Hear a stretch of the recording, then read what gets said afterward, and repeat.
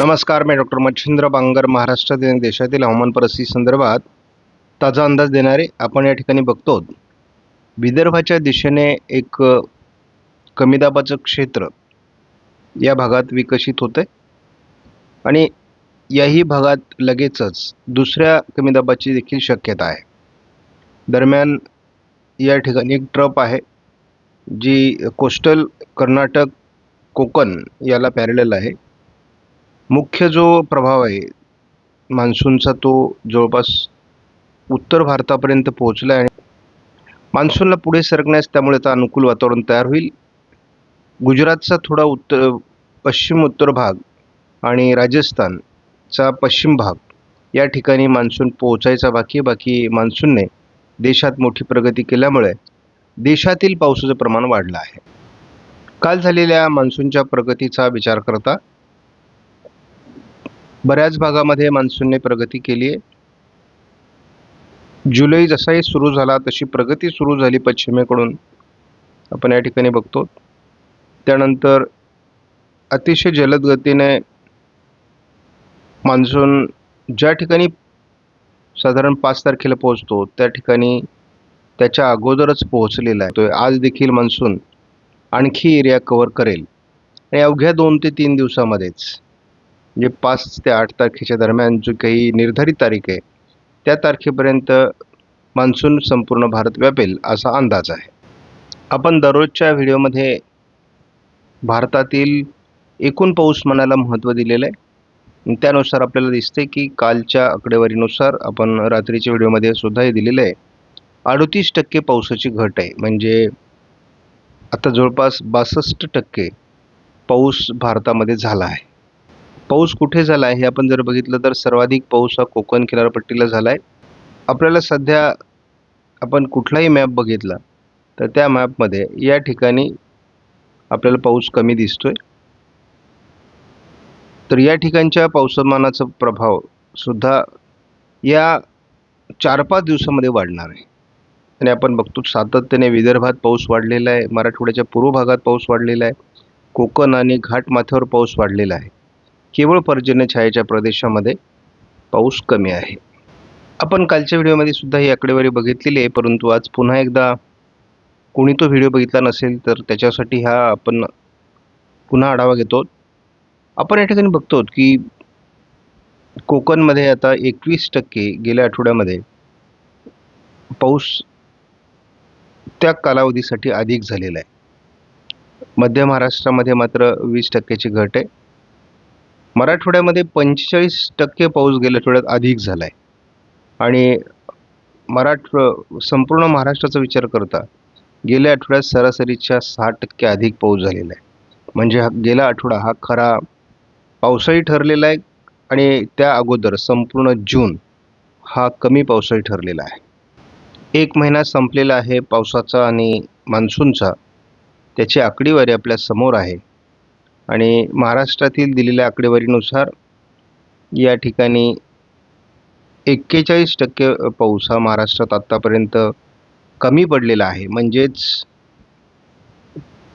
59% पाऊस हा नोंदला गेला आहे महाराष्ट्रासाठी.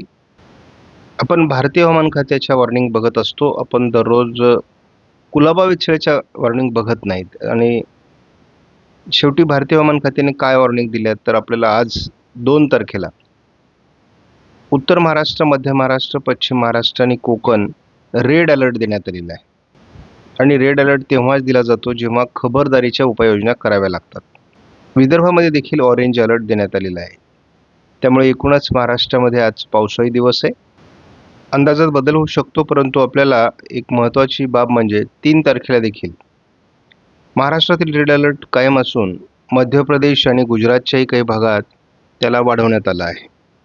त्यामुळे या ठिकाणी एक कमी दाबाचं क्षेत्र सक्रिय होऊन मोठ्या प्रमाणात मुसळधार अतिमुसळधार पाऊस पडू शकतो असा अंदाज आहे. काही ठिकाणी ढगफुटी सदृश्य पावसाचा अनुभव येऊ शकतो. पावसाळी वातावरण 4 तारखेला देखील राहण्याची शक्यता आहे. मात्र काल आपल्याला विदर्भ आणि मराठवाडा या ठिकाणी पाऊस असणार नाही असं दाखवण्यात आलं होतं. आज मात्र पुन्हा येलो अलर्ट दिला आहे विदर्भामध्ये आणि मराठवाड्यात मात्र पाऊस दाखवलेला नाही, परंतु असं होणार नाही. मराठवाड्यातही पाऊस होणार आहे. या ठिकाणी रेड अलर्ट महाराष्ट्रातला कायम आहे, पण विदर्भ मराठवाड्यात पाऊस उघडण्याचे संकेत देण्यात आलेत, परंतु असं काही होणार नाही, पाऊस पडणार आहे. 6 तारखेपासून मात्र या कमी दाबाचा प्रभाव कमी होईल असा अंदाज आहे. महाराष्ट्रामध्ये 7 तारखेला देखील त्याचा प्रभाव राहणं अपेक्षित आहे.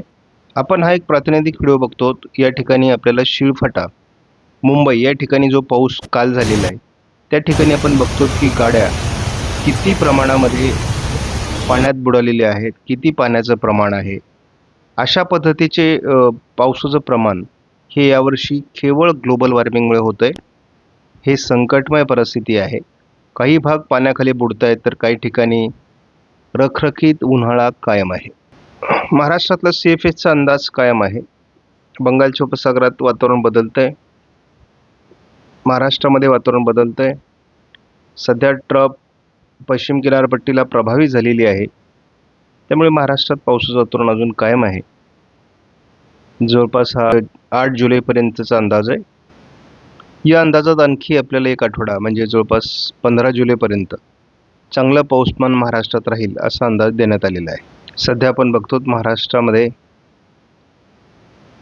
मुसळधार पावसाची परिस्थिती निर्माण होऊ शकते आणि या ठिकाणी एक चक्राकार स्थिती आहे, जी भारताच्या भूभागावर खास करून मध्य भारतावर येण्याची शक्यता आहे आणि अरबी समुद्रातून खेचले गेलेल्या वाऱ्यांमुळे महाराष्ट्रात मोठ्या प्रमाणात पाऊस होईल असा अंदाज आहे. हा अंदाज मध्य भारतासाठी आणि महाराष्ट्रासाठी 3 तारखेलाही कायम आहे. हा अंदाज 4 तारखेला देखील कायम आहे. थोडा गुजरातच्या काही भागामध्ये, मध्य प्रदेशच्या आणि महाराष्ट्राच्या काही भागात याचा प्रभाव राहण्याची शक्यता आहे. 5 तारखेला देखील हा प्रभाव महाराष्ट्राच्या विदर्भ, उत्तर महाराष्ट्र आणि कोकण असा राहण्याची शक्यता आहे. आपण बघतो भारतात मान्सून मोठ्या प्रमाणात प्रगती करेल. याचा प्रभाव 6 तारखेला थोडा महाराष्ट्रातून मध्य प्रदेश आणि गुजरातकडे सरकेल असा अंदाज आहे. परंतु तरी देखील नव्याने एक सिस्टम या ठिकाणी विकसित होत असल्यामुळे आपल्याला पुन्हा एकदा याचा प्रभाव महाराष्ट्रावर राहतो का हे पण बघावं लागणार आहे. त्यामुळे महाराष्ट्रातील पावसाचं वातावरण जवळपास 7 तारखेपर्यंत प्रभावी राहू शकतं आणि भारतात हा आठवडा खूप पावसाळी नोंदला जाईल असा अंदाज आहे. कारण कमी दाबाच्या क्षेत्राचा नवीन प्रभाव देखील निर्माण होण्याची शक्यता कायम आहे. महाराष्ट्रामध्ये GFSनुसार 8 तारखेला देखील जबरदस्त पाऊस दाखवण्यात आलेला आहे. महाराष्ट्रातील हे पावसाळी वातावरण 9 तारखेपर्यंत कायम आहे आणि एक प्रभावी अशा प्रकारची सिस्टम बंगालच्या उपसागरात विकसित होऊ शकते असा अंदाज आहे. 10 तारखेपर्यंत महाराष्ट्रात पाऊस होऊ शकतो. SMW मॉडेलनुसार जर परिस्थिती बघितली तर या मॉडेलने जवळपास मराठवाड्यासहित विदर्भामध्ये मोठं पावसाळी क्षेत्र दाखवलेलं आहे आणि कोकणातही मुसळधार पावसाची शक्यता कायम आहे. आपल्याला फक्त या भागात पावसाची कमी राहण्याची शक्यता दाखवण्यात आलेली आहे. 3 तारखेला यामध्ये थोडी सुधारणा अशी आहे की विदर्भातील पावसाचं प्रमाण कायम आहे, मात्र आपल्याला उत्तर महाराष्ट्र आणि उत्तर कोकण या विभागात पावसाचं प्रमाण वाढू शकतं. या भागामध्ये मात्र आपल्याला पावसाचं प्रमाण सातत्याने कमी दिसते. 4 तारखेला आपल्याला महाराष्ट्रामध्ये एक भयावह पावसाची परिस्थिती बघायला मिळते. आपण जर संपूर्ण महाराष्ट्राचा नकाशा बघितला तर आपल्याला या ठिकाणी असं दिसतंय की या पाऊसमानामध्ये कोकणासहित मोठं पावसाचं क्षेत्र आहे. हा भाग मात्र अजून थोडा कमी पावसाचाच आहे. 5 तारखेला आपल्याला कोकण किनारपट्टीसहित उत्तर महाराष्ट्रामध्ये नाशिक, धुळे, जळगावचा काही भाग, छत्रपती संभाजीनगर, अहिल्यानगरचा काही भाग या ठिकाणी आणि कोकणामध्ये अतिवृष्टीची शक्यता आहे आणि ही अतिवृष्टी काहीतरी विचित्र अशा प्रकारचा पाऊस देऊ शकते असं देखील दिसतंय. कारण अनपेक्षित अशा प्रकारचा पाऊस या ठिकाणी होऊ शकतो. त्यावेळेस मात्र आपल्याला या ठिकाणी एक पावसाची घट निर्माण झालेली दिसते. म्हणजे नागपूर, वर्धा, अमरावती आणि अकोला या भागात उघडीप तयार होऊ शकते. मात्र त्या दरम्यान आपल्याला सांगली, कोल्हापूर, सोलापूर या भागात पावसाचा प्रभाव वाढलेला दिसतोय. 6 तारखेला विदर्भाकडून पावसाचं प्रमाण कमी होईल. त्याचबरोबर म्हणजे आपल्याला स्पष्टपणे दिसतंय की हा जो प्रभाव आहे हा गुजरातवर जाणार आहे आणि त्या दरम्यान आपल्याला केवळ या भागात पाऊस राहणार आहे महाराष्ट्रासाठी. बाकी भागातला पाऊस कमी होणार आहे. त्यामुळे हा जो संपूर्ण आपला महाराष्ट्राचा भाग आहे हा कमी पावसाचा असेल. थोडा हलका पावसाचं वातावरण पूर्व विदर्भात राहील. आपण हे 6 तारखेची नोंद बघतो.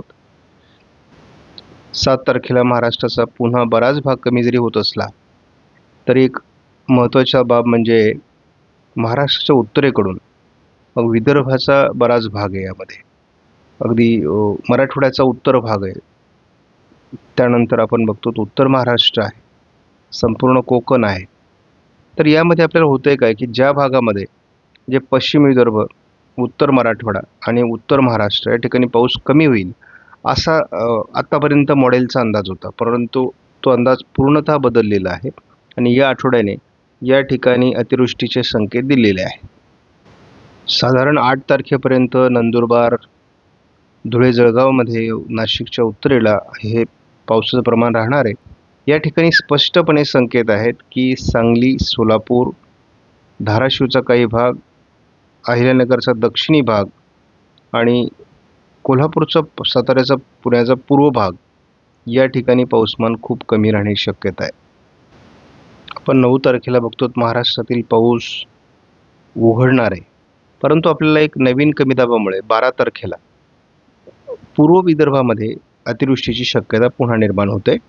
यामध्ये खास करून अमरावतीचा, वर्ध्याचा काही भाग, चंद्रपूर, गडचिरोली, नागपूर, भंडारा, गोंदियामध्ये हा पाऊस असू शकतो. या भागात थोडा प्रभाव 13 तारखेला राहील.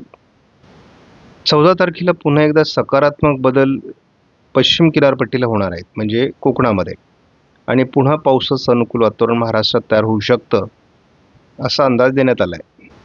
पुन्हा एकदा मान्सून महाराष्ट्रामध्ये सक्रिय होण्याची शक्यता आहे. त्यामुळे मोठा पावसाळी खंड 15 तारखेपर्यंत तरी आपल्याला स्पष्ट होत नाही. बाबा पुन्हा एकदा पावसाळी परिस्थिती महाराष्ट्रामध्ये 16 तारखेलाही आहे. जरी 9, 10, 11, 12 तारखेला जरी आपल्याला थोडाफार पाऊस किंवा 13 तारखेपर्यंत 3-4 दिवस कमी दाखवला असला तरी पुन्हा पावसाळी परिस्थिती निर्माण होणार आहे. आपण या ठिकाणी अतिवृष्टीची शक्यता जवळपास नंदुरबार, जळगाव, धुळे, नाशिक, महाराष्ट्र, अहिल्यानगरचा पश्चिमी भाग, छत्रपती संभाजीनगरचा पश्चिमी भाग, बुलढाण्याचा पश्चिमी भाग आणि संपूर्ण कोकण, पुणे, सातारा, सांगली, कोल्हापूरचा पश्चिमी भाग, ज्याला आपण घाटमाथा म्हणतो, या ठिकाणी सुद्धा अतिवृष्टीची शक्यता आहे. विदर्भातील प्रभाव थोडा कमी होईल असं दिसतंय, परंतु अजून पावसाचं वातावरण तयार व्हायचंय. या 2 चक्राकार स्थितींच्या परिस्थितीमुळे महाराष्ट्रात या ठिकाणी जबरदस्त पावसाची परिस्थिती निर्माण होऊ शकते असा अंदाज कायम आहे. आजही महाराष्ट्रामध्ये ठिकठिकाणी पावसाळी परिस्थिती निर्माण होईल, परंतु कोकण किनारपट्टीचा पाऊस सध्या तरी थोडा कमजोर अवस्थेकडे गेलेला दिसतोय. म्हणजे आज सामान्य पावसाळी परिस्थिती कोकणामध्ये असू शकते. उद्या मात्र आपल्याला उत्तर कोकण, उत्तर महाराष्ट्र असं पावसाळी प्रमाण वाढताना दिसेल. महाराष्ट्रामध्ये जो पावसाचा प्रभाव आहे तो 4 तारखेलाही कोकणात वाढणार आहे आणि या जे कमी दाबाचं क्षेत्र आपल्याला दिसतंय त्यामुळे एक ट्रप तयार झालेली आहे. म्हणजे आपल्याला साधारणपणे या ठिकाणी एक कमी दाबाची चक्राकार स्थिती दिसते आणि त्याच वेळेस ती या ठिकाणी एक दिसते. यामध्ये जी ट्रप आहे या ट्रपमध्ये पावसाळी परिस्थिती आहे. त्यामुळे महाराष्ट्रावर किती त्याचा प्रभाव होतो आपल्याला बघायचं आहे. महाराष्ट्रामध्ये याचा मोठा परिणाम आपल्याला 4 तारखेला जाणवू शकतो आणि यामध्ये खास करून नाशिक जिल्हा, धुळे जिल्हा, जळगाव, छत्रपती संभाजीनगरचा काही भाग, अहिल्यानगरचा पश्चिमी भाग, पुणे, सातारा, कोल्हापूर आणि संपूर्ण कोकण किनारपट्टी या ठिकाणी याचा मोठा प्रभाव जाणवण्याची शक्यता आहे. हे क्षेत्र यापूर्वी फिरून फिरून महाराष्ट्रावर येईल असं दाखवण्यात आलेलं होतं. आज मात्र ते गुजरातकडे सरकण्याची शक्यता दाखवण्यात आलेली आहे. त्यामुळे 6 तारखेपर्यंत त्याचा प्रभाव कमी व्हायला लागेल. केवळ उत्तर महाराष्ट्रावरच याचा जास्त परिणाम होईल. महाराष्ट्रातील उर्वरित जिल्ह्यांमध्ये याचा प्रभाव मॉडेलने कमी दाखवला आहे. 8 तारखेला ते उत्तरेला सरकून जाईल, म्हणजे मध्य प्रदेश, गुजरातकडे ते सरकणारे, राजस्थानकडे, आणि महाराष्ट्रातील पाऊस 9 तारखेपासून बऱ्याच प्रमाणात कमी होईल. 9 तारखेपासून 12 तारखेपर्यंत महाराष्ट्रात पावसाचं प्रमाण कमी होईल. 12 तारखेला थोडं पूर्व विदर्भात पावसाचं प्रमाण असण्याची शक्यता आहे. साधारण 13 तारखेलाही ते असेल, पण 14 तारखेला पुन्हा एकदा पश्चिम किनारपट्टी सक्रिय होईल आणि पुन्हा पावसाळी वातावरणाचे संकेत वाढतील. सध्या जे पाऊसमान आहे ते या भागावर परिणाम करेल असं दिसते, आणि या ठिकाणी अधिक पाऊस होण्याची शक्यता आहे. हाही भाग सध्या 2-3 दिवस प्रभावी आहे. सारांशात आपण एवढंच सांगू शकतो की आपल्याला जे पाऊसमान अधिक होण्याची शक्यता आहे ते उत्तर महाराष्ट्र, कोकण, मध्य महाराष्ट्राचा उत्तरेकडील भाग आणि पश्चिम विदर्भातील काही जिल्हे, मराठवाड्याचा उत्तरेकडील भाग या ठिकाणी दिसतोय. आणि त्यामुळे हा जो काही भाग आहे हा थोडा कमी पावसाचा राहण्याची शक्यता आहे. आपणास व्हिडिओमधील माहिती महत्त्वपूर्ण वाटल्यास लाईक करा, शेअर करा, चॅनलला सबस्क्राईब करा. धन्यवाद. जय हिंद, जय महाराष्ट्र, जय बळीराजा.